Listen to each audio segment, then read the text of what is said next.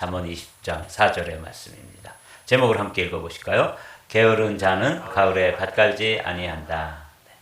오늘 본문 20장 4절의 말씀 제가 받들어 읽겠습니다. 게으른 자는 가을에 밭 갈지 아니하나니 그러므로 거둘 때에는 구걸할지라도 얻지 못하리라.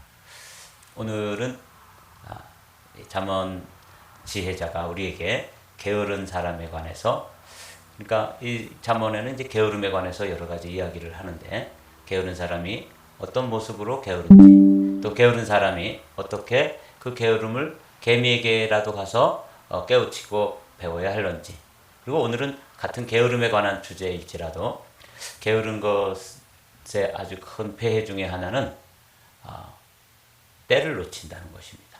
게으르게 살다가 아주 중요한 무엇인가를 해야 될 때를 놓치는데, 당시에는 이제 농경 사회니까 가을에 밭 갈지 아니한다. 그러니까 뭔가를 밭을 갈고 또 심고 그래야지만 나중에 이제 거둘 것이 있게 되는데, 그러나 아무것도 거둘 것이 없는 인생.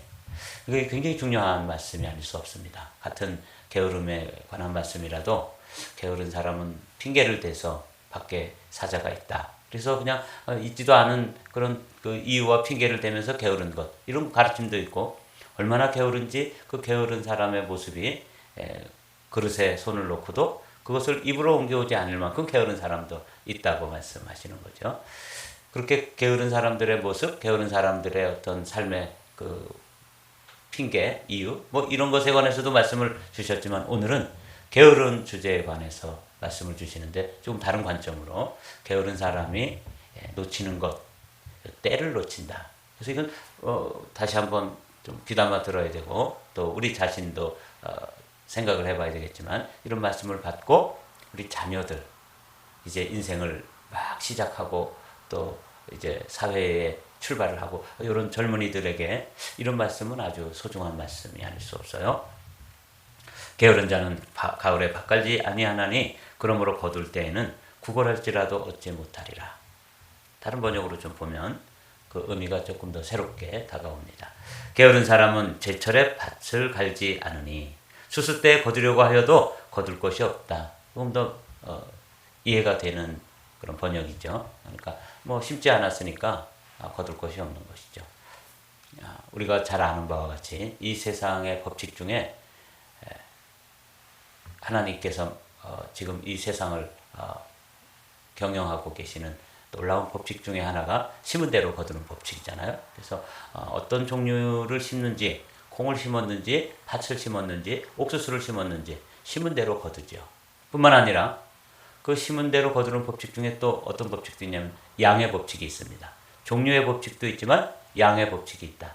한 대를 심은 가정하고 또 한 말을 심은 농부하고 한 가마니를 심은 농부하고 거두는 수확량이 다르겠죠. 이건 심은 대로 거둔다 할 때 어떤 종류를 심느냐, 종류의 법칙도 있지만 심은 대로 거두는 법칙 중에는 양의 법칙이 있습니다. 근데 제가 이제 농사 짓는 것을 자세히 이렇게 볼 기회가 있어요. 저는 뭐 농부의 아들이고 또 농업고등학교를 졸업하고 또 농가대학을 졸업하고, 그래서 이 농사 짓는 일에 대해서는 뭐 그렇게 뭐 전문가는 아니지만 농사 짓는 일을 가까이서 지켜볼 기회가 있었어요. 근데 이 심은 대로 거두는 법칙 중에 하나는 또 종류의 법칙도 있고 양의 법칙도 있지만, 또 하나의 법칙은 시기의 법칙입니다. 그러니까 이제 우리 절기 중에서 망종이라는 게 있어요. 이 망종이라는 건 뭐냐면 이제 씨를 뿌리는 것 거기까지가 끝이에요. 마지막 뿌리는. 근데 이제 모를 심는데 아주 일찍 모내기를 해가지고 그 벼가 이제 뿌리가 내리고, 그래서 그때 잠깐 몸살을 알아요. 이 벼들이 심어놓으면은 약간 노랗게 죽어가다가 뿌리를 내리면서 이제 막 자라나면서 그 다음에 겨줄기가 나오죠. 그래서 포기가 두세 개를 심었는데도 포기가 이렇게 한 줌이 될 만큼 포기가 퍼지죠.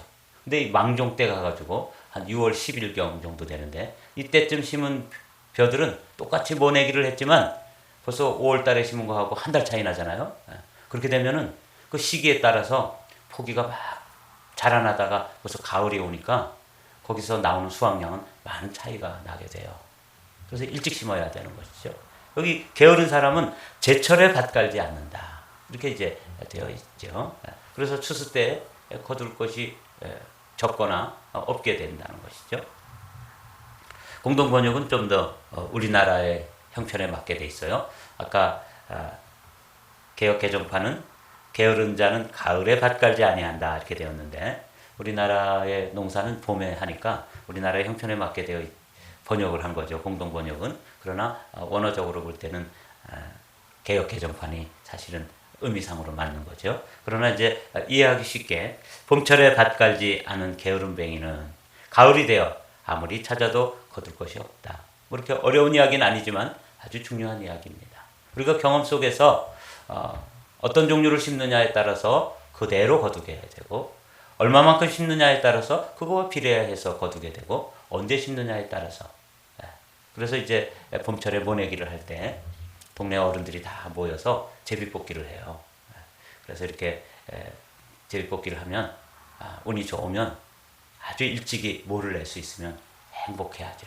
그러나 같은 동네에서도 뭐 어떻게 몰려다니면서 이렇게 이제 둘의 형식으로 서로 품앗이를 하는데 똑같은 날 심을 수는 없잖아요. 그러니까 제비뽑기를 해서 저 뒤에 망종 가까이 이제 씨를 뿌리는 것을 이제는 끝내야 된다 하는 그 절기에 가까이 모내기 날짜가 걸리는 사람들은 아주 곤란해하고 또 힘들어하죠. 그래서 뭐 어떻게 하겠어요? 근데 그때 심는 것들은 이렇게 벼가 나와서 이제 이삭이 막 나올 때 그때 이제 또 강원도에는 새바람이 불어요. 그 새바람이 불면은 벼들이 이삭이 나오다가 그 추위에 살짝 얼게 되면은 결실이 안 되는 거야.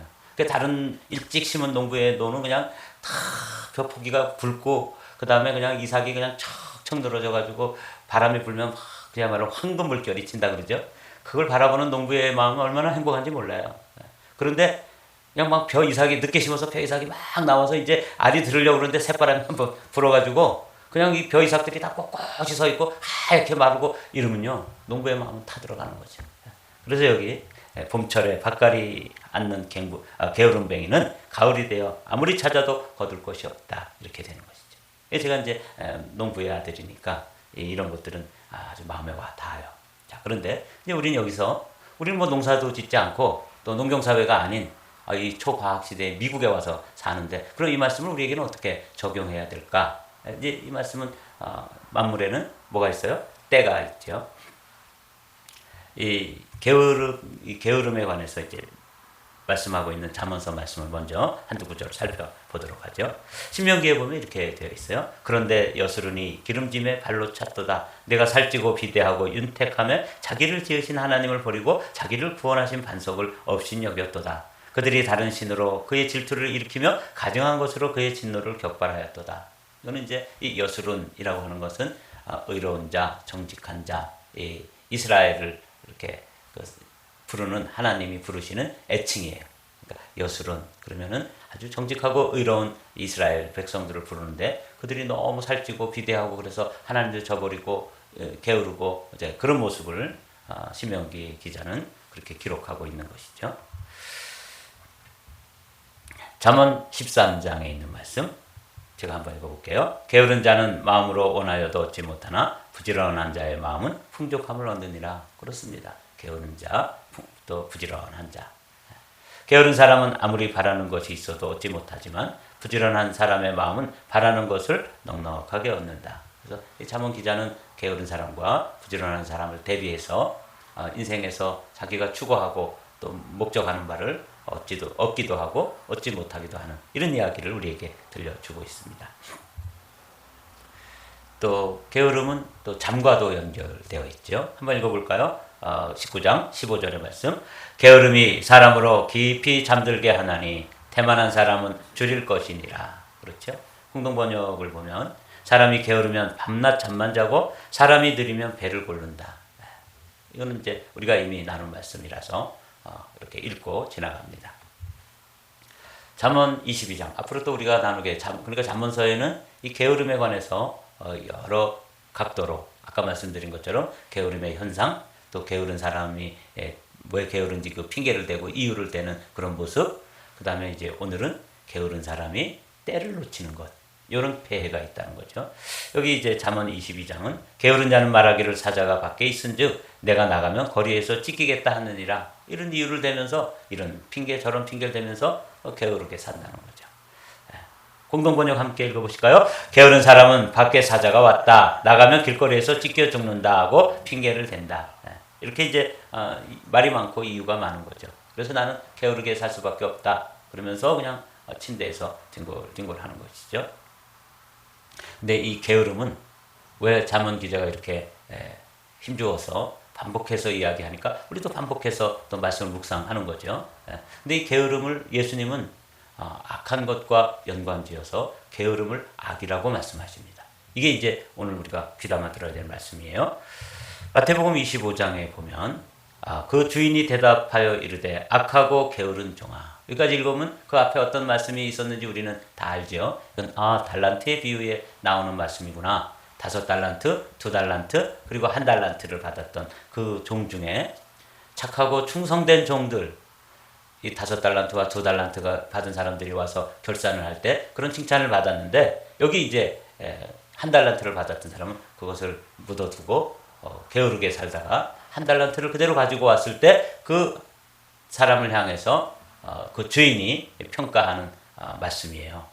그 주인이 대답하여 이르되 악하고 게으른 종아. 그래서 성경학자들, 주경학자들은 이 게으름과 악함이 동의어라, 같은 선상에서 같은 의미로 쓰이고 있다는 것에 주목해야 된다고 말씀을 하는 거예요.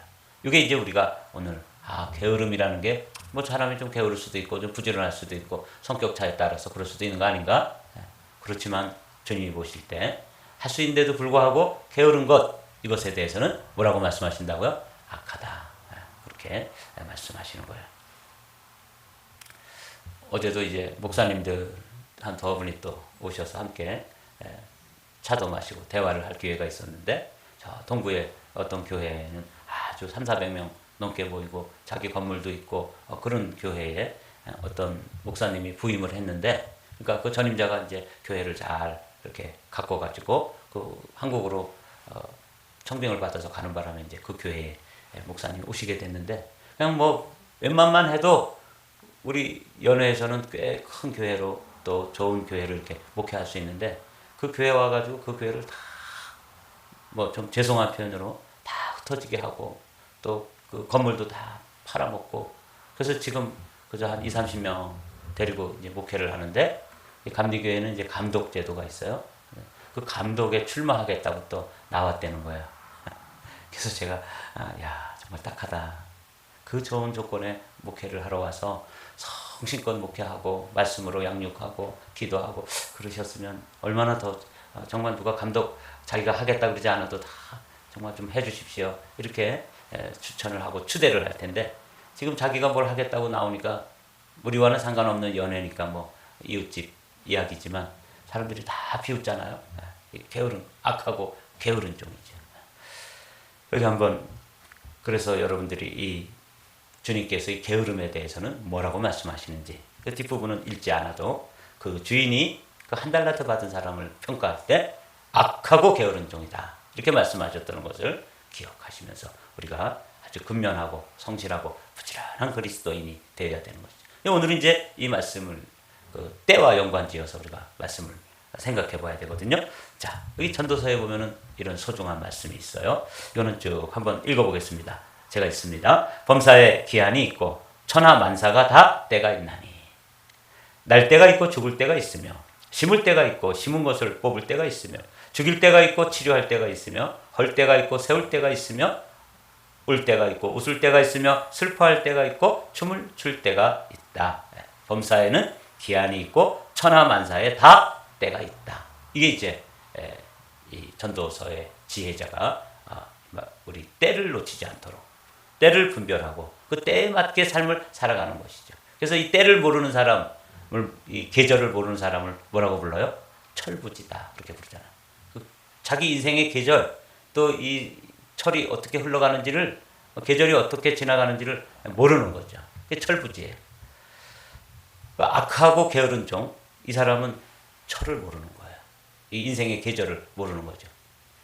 조금 더 읽어보도록 하죠. 돌을 던져 버릴 때가 있고 돌을 거둘 때가 있으며 안을 때가 있고 않는 일을 멀리할 때가 있으며 찾을 때가 있고 잃을 때가 있으며 지킬 때가 있고 버릴 때가 있으며 찢을 때가 있고 꿰맬 때가 있으며 잠잠할 때가 있고 말할 때가 있으며 다 같이 8절 읽어보실까요? 사랑할 때가 있고 미워할 때가 있으며 전쟁할 때가 있고 평화할 때가 있느니라. 범사의 기한이 있고 천하만사의 때가 있다. 이런 때들을 내가 지금 살아가고 있는 내 인생의 계절을 잘 분별해가지고 지금 뭐 할 때인가. 이 젊은이 때는 심을 때잖아요. 그러나 이제 나이가 들어서 다 떠날 때가 됐는데 그제서 뭘 배우고 심고 그러려고 그러면 거둘 수가 없는 거죠. 이게 이제 오늘 게으름과 연관된 때, 기한, 또 언제 적절한 시기, 요거에 관한 말씀이 오늘 본문 말씀이에요. 제가 이제 이 말씀을 이렇게 준비하다가 우리가 아침마다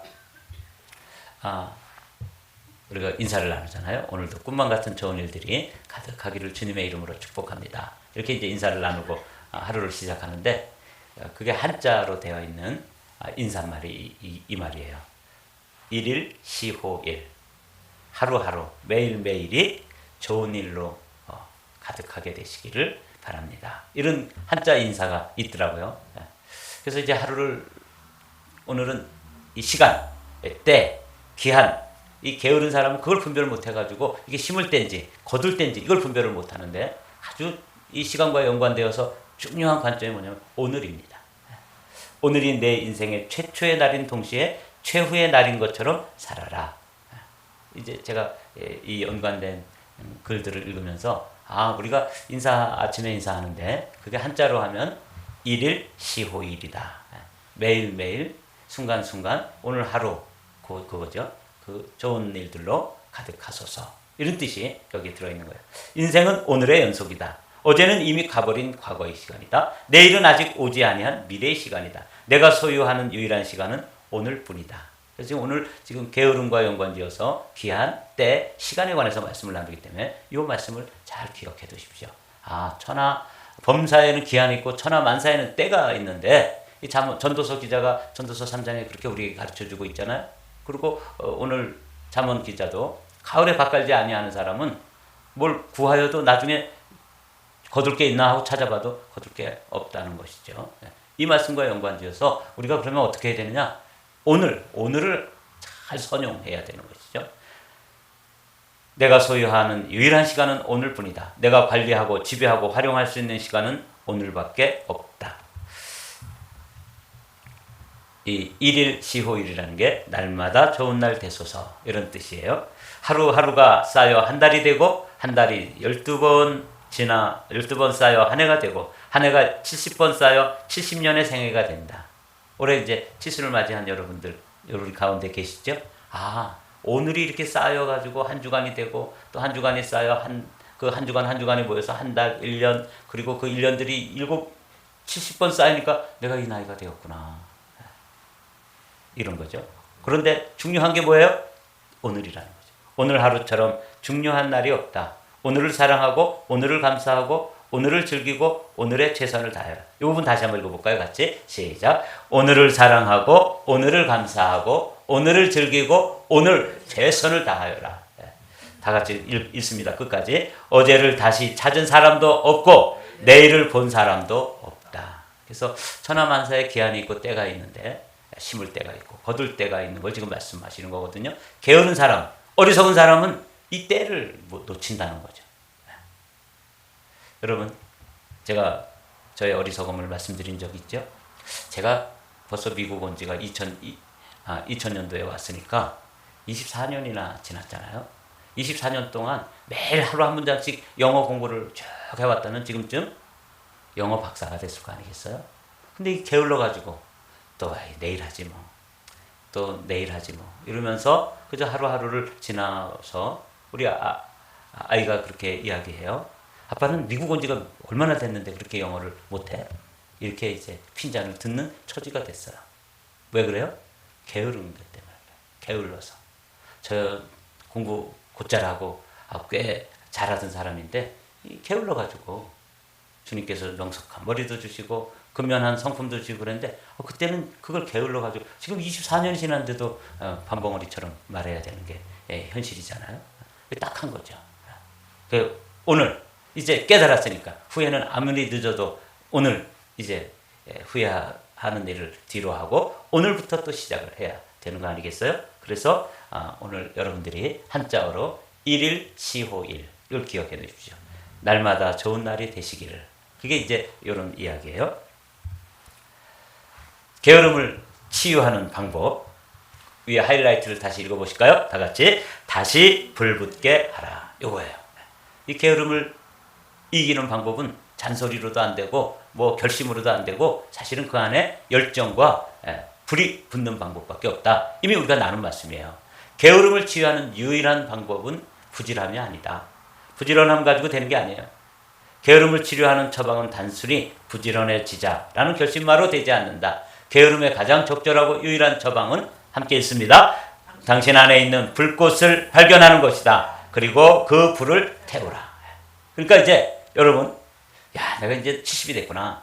우리 나이가 벌써 이렇게 됐어? 그래도 이제 깨달았으니까 여기서부터 뭘 심으면 1년 후에 또 3년 후에 또 요새는 뭐 9988이라고 그러잖아요. 99세까지 어떻게 살아요? 팔팔하게 살자. 100세 시대예요. 100세 된 분들이 실제로 많이 있습니다. 옛날엔 결혼 60주년 어려웠어요. 근데 요즘은 웬만하면 결혼 60주년 사시는 그런 시대에 우리가 지금 살고 있으니까 오늘 깨닫고 오늘 하루 그리고 또 내일이 오면 그게 오늘인데 또 오늘을 최선을 다해서 여러분들이 불꽃을 태우시기 바랍니다. 다시 불붙게 되시기를 주님의 이름으로 축복합니다. 이렇게 되면 이런 후회되는 삶을 살지 않을 수 있는 거죠. 오늘 본문 말씀 읽고 마치죠. 게으른 자는 가을에 밭 갈지 아니하나니 그러므로 거둘 때에는 구걸할지라도 얻지 못하리라. 여기 나오죠. So at harvest time he looks but find nothing 이라고 되어 있잖아요. 얼마나 허무합니까? 쉽지 않았으니까 거둘 게 없는 거죠. 그래서 오늘 이제 이런 말씀을 듣고 그럼 나는 뭘 심을까? 난 뭘부터 시작하고 내 영혼을 불붙게 할까? 여러분들이 함께 기도하면서 오늘은 하나님, 저도 좀 이제 나머지 제가 삶을 마감할 때쯤 돼서 뭘 중간중간 거둬야 되는데 뭘 심을지, 뭐에 대해서 열정으로 불붙게 할지를 가르쳐 주십시오. 거기에 불부터 내 인생을 여기서부터라도 새롭게 힘을 내어서 살기를 소망합니다. 하는 그런 기도가 우리의 기도가 되시기를 주님의 이름으로 축복합니다.